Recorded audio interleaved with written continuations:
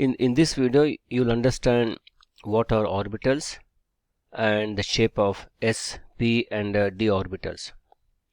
So at A levels you don't have to know the shape of f orbitals. So just see some background. So now we know that around the nucleus of any atom the electrons are revolving. So they're revolving in a circle. Even though this word revolving in circle is not a valid at A level, but you can still use it. Now these circles are called shells, you know that. So so this is shell number 1, shell number 2, shell number 3 and shell number 4. So in the shell closest to the nucleus, which is very near to the nucleus, it has got 2 electrons. The second shell, that's a shell number 2. So sometimes they write n is equal to 2. So second shell has got 8 electrons, maximum 8 electrons. And the third shell can have a maximum of 18 electrons. And the fourth shell, this shell is equal to 4 and this is a shell is equal to 3. This can have a maximum of 32 electrons. So you have to know how we got this number. 2 in first shell, 8 in second shell, 18 in the third shell and 32 in the fourth shell. We already seen this in the last video. So you can also visualize this this atom and all this electron revolving around in this way also. So let this be the horizontal line. This is the base. You can think this as the nucleus of an atom, and just above that is your the first shell, n is equal to 1. Above that is the second shell, n is equal to 2. Above that is the third shell, n is equal to 3. Above that is the fourth shell, n is equal to 4. So like that you can also have the fifth shell, n is equal to 5. Now the first shell is very near to the nucleus. So if there is an electron in the first shell, and the nucleus is positively charged, and the number of the positive charge depends on number of protons, and it's very obvious because the electrons are very close to the nucleus. It's very difficult to remove these electrons. You need a very high energy to take out this electron out of this atom. Likewise, in the second shell, there are 8 electrons altogether, and the distance of the second shell from nucleus is further compared to the first shell. Now you can also say that the amount of energy required to move this electron will be less than the energy required to move this electron. The reason is very obvious, because the distance of this electron from this charge is further away. So the force of attraction between electron and the nucleus is less compared to the electron and nucleus in the first shell.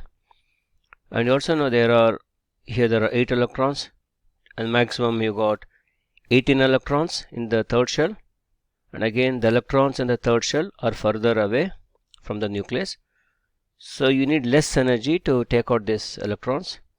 So likewise in the fourth shell there are maximum 32 electrons, and again these electrons are further away from the nucleus.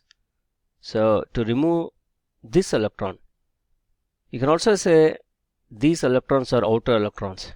Assume that for a given atom, the fourth shell, the n is equal to 4 shell, has got the remaining 3 electrons, and so these 3 electrons are called the outer shell electrons, whereas all these 3 are called inner shell electrons. So it is easy, or you can't say easy, it takes less energy to remove these outer shell electrons. Okay, so that's what you're going to learn in the later part of this subject, which we call the ionization energy. But here our main objective here is to understand what are these orbitals. So now we know that in the last video a shell consists of subshells. The first shell has got a subshell called S. The second shell has got subshell called S and it has got subshell D. The third shell has got a subshell called S, D. Sorry, it's not D, SP.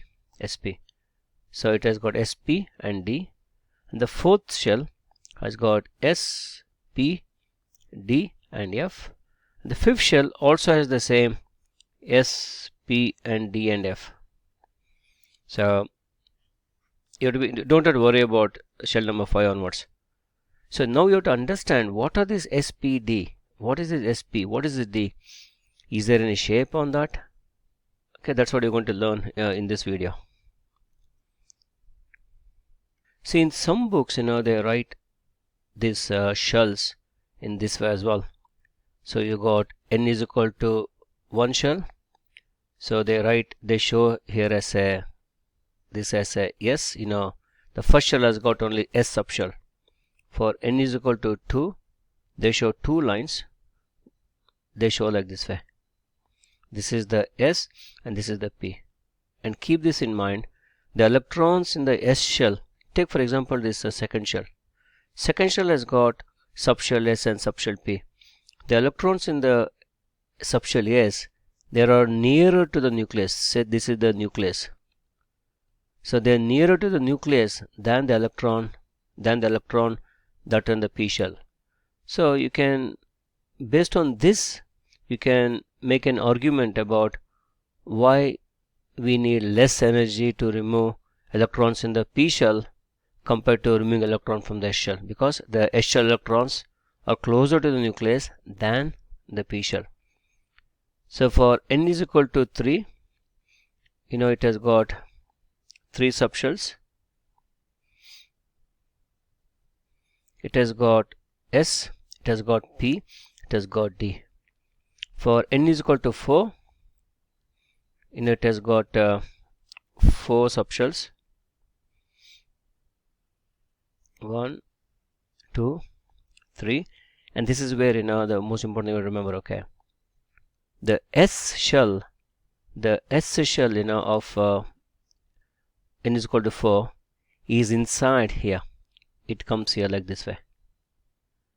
Okay, now this is the S subshell of main shell 4. So S, this is P and this is D and this is F. This is the most important thing you have to remember. Okay, so the S subshell is closer to the nucleus than the D subshell of N is equal to 3. So when you start filling the electrons in SPD F subshell, you are going to first fill the S subshell of N is equal to 4. And remember, everywhere, okay, the S subshell has a maximum of 2. The P subshell has a maximum of 6. And the D subshell has got maximum of 10. And the F subshell has kind of maximum 14. Now we're going to learn why it is 6 in P, why it is 2 in S, why it is only 10 in the D subshell, and why it's 14 in F subshell. That's what you're going to learn now. So keep this in mind. The S subshell of N is equal to 4 fills before the D subshell of N is equal to 3. See, in A level, you have to use the word called electron cloud. Electron cloud. The other name for electron cloud is called orbital. So what exactly electron cloud? Take an example of S subshell. So you got a S here. So you know that there are 2 electrons in the S subshell. We know that. Now the next thing you're going to ask is, we know that these electrons are certain distance away from the nucleus. Remember what Rutherford said is electrons, they're not in random, they are at a fixed distance from nucleus.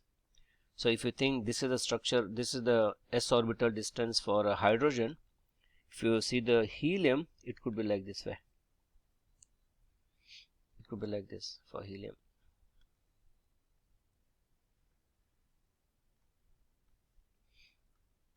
So the distance here is smaller than the distance for hydrogen. So this is what Rutherford said.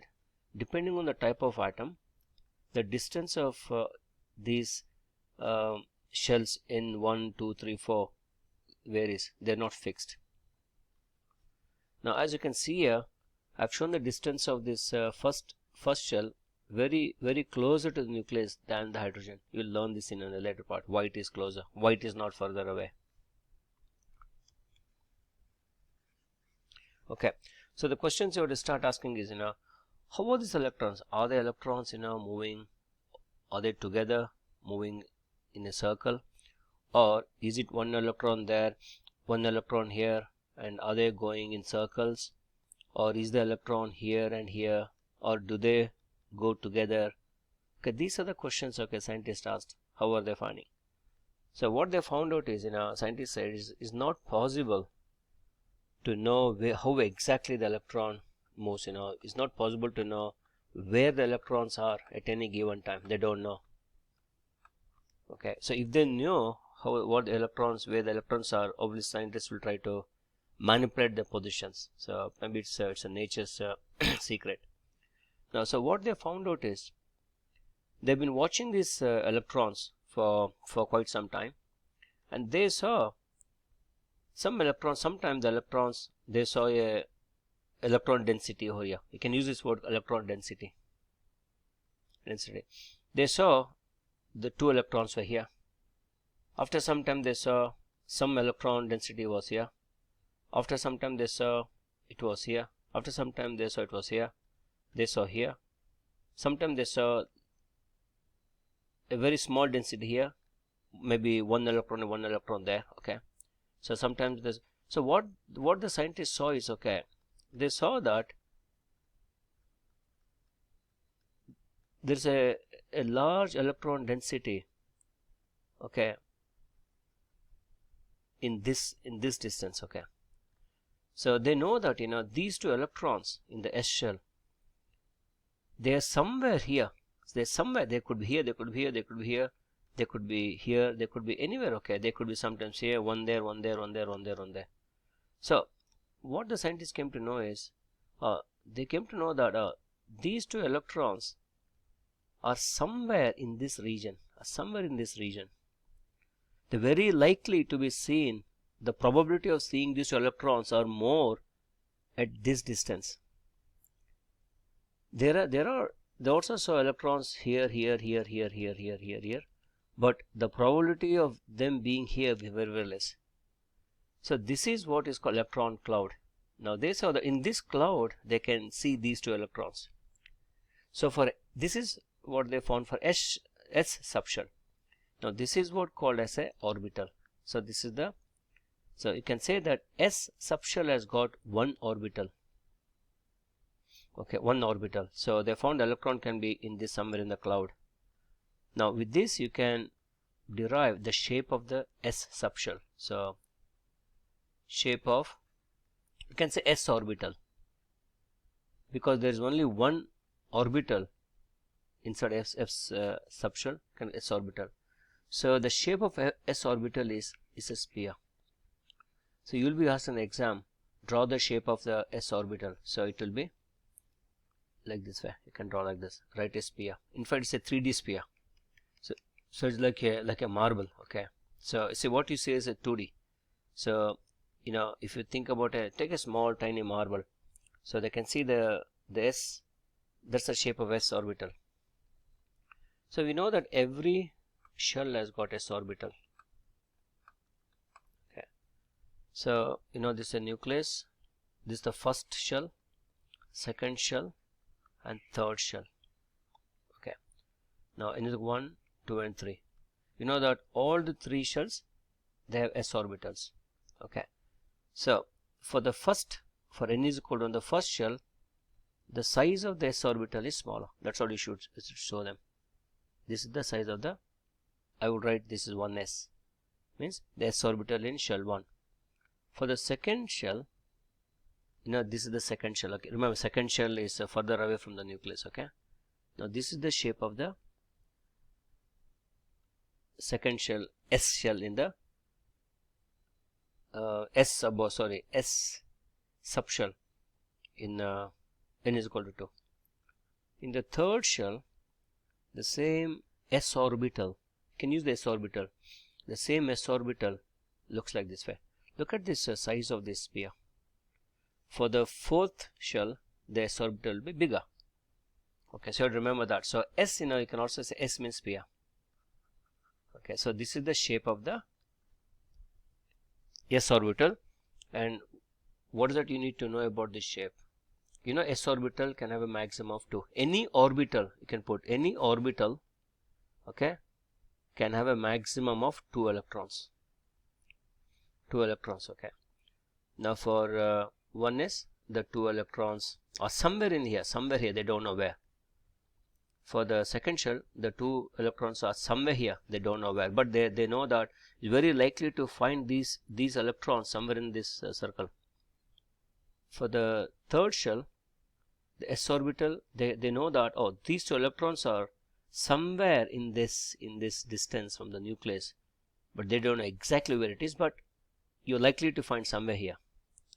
So keep in mind, scientists cannot find out where exactly the electron will be, say in one minute from now. They don't know where it is. They just know it is somewhere in this cloud, but they don't know exactly where. So the important point to remember here is, an orbital can have a maximum of 2 electrons. Okay, so now we know the shape of s orbital. So let's see the shape of the p orbital. What is this p orbital? P orbitals. Okay, now why the p subshell has got 6 electrons maximum? Okay, see a p subshell, write it like so. P subshell has got 3 orbitals.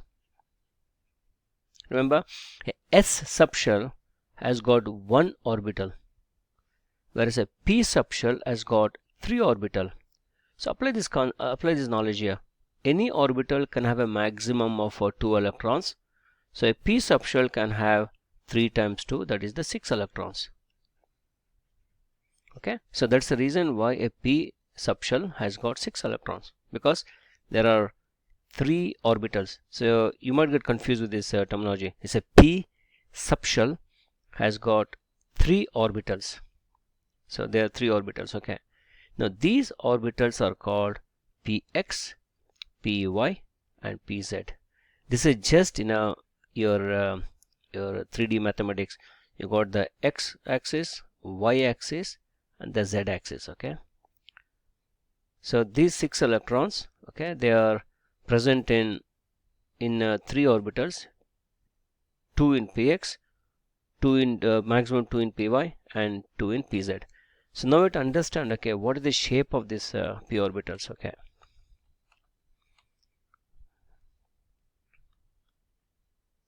so shape of this p orbital.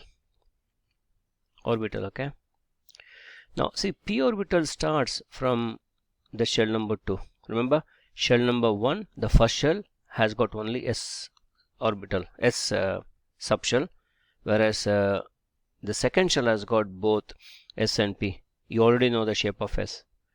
So p looks like this way. What scientists found is, they just like the electron, the shape of this s orbital is like a sphere. So they found the p orbital electrons were like a shape of a dumbbell.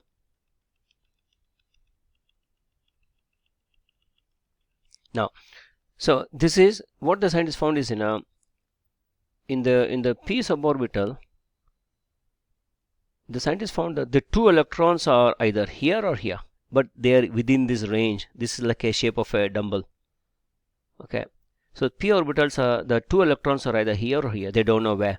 One can be here, other can be there, both two can be here, both two can be there. And here also they don't know where exactly, they just know, oh, this is a region, this is a region. Okay, assume this is the center, is the nucleus. Okay, this is the nucleus now. Okay, I'm going to write this as a plus. Okay, nucleus. Now the scientists know these two electrons are somewhere in this region, in the region has got a shape of a dumbbell. Okay, dumbbell. Okay, so they don't know where, but they know it's in this region. So this is one p shell. Okay, p, you can call p orbital, sorry, this is one of the p orbital. Okay, now there are three p orbitals, and so the shape of the p orbitals are like this way. So first you have to draw this graph. The first, this is the x-axis, this is a y-axis. Okay, now draw this dumbbell going in the x-axis like this way. Okay, this is a p orbital called px because that's x direction. Draw one over here like this way. Remember the center is the nucleus. Okay, this is the nucleus. Okay, now this p orbital has got a name called py, and there's one that is the z-axis which is over there here. Now draw this one more here. Okay, now these are the three, this is pz. Okay, so there are three p orbitals, and each p orbital can have a maximum of 2 electrons. So you got 2 electrons in px orbital, and 2 electrons maximum in p orbital, and 2 electrons in this pz orbital. So all together px, py, pz, all together they are called p subshell. Okay, and px, py, pz are called the p orbitals. So the orbitals, remember, every orbital can have only 2 electrons. Okay, now this, you have to remember this shape, they'll ask in the exam, write the shape of a p orbital. The next which you don't have to know is the shape of d orbital. I'm going to show you some of the photographs from the book. The shape of, okay, d orbital and the shape of f orbital, they're very complex to draw, but keep one thing in mind, a d orbital has got, sorry, a d subshell. Okay, so now we should know, sorry, the shape of the orbitals in d subshell and orbitals in f subshell.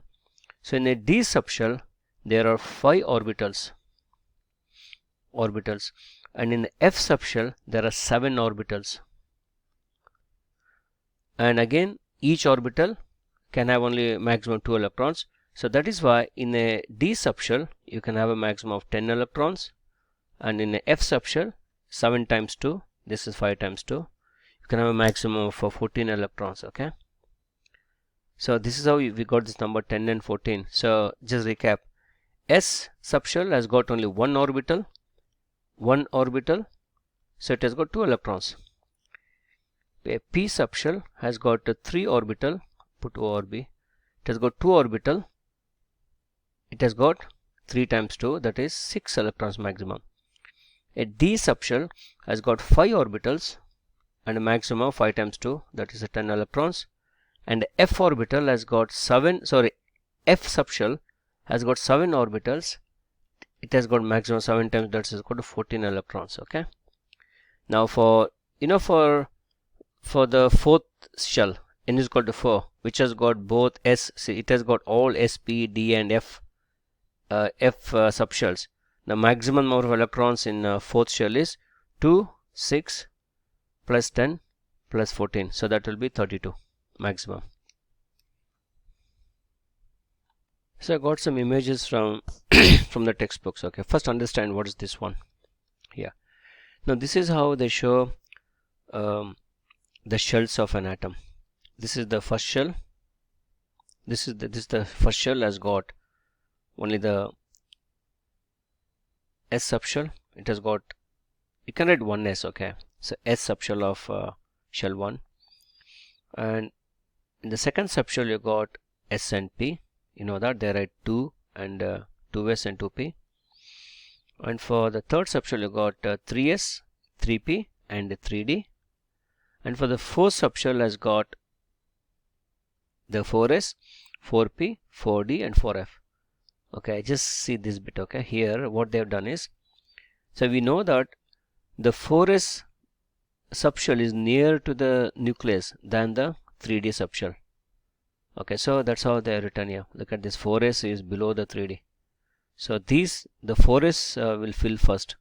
Look, then only this. Okay, now in this diagram, this again from the textbook, these are the shapes of the orbitals. See, they are called s orbitals, p orbitals, and this is the d orbital. What you see here, see, d is very complex. This is just, remember, d has got 5 orbitals altogether. This is the shape of one of them. Okay, they are in the 5 dimensions which you can draw. Now this is what we have discussed. S orbital are spherical. S means sphere. P orbitals, they got a dumbbell shape. See, this is the px.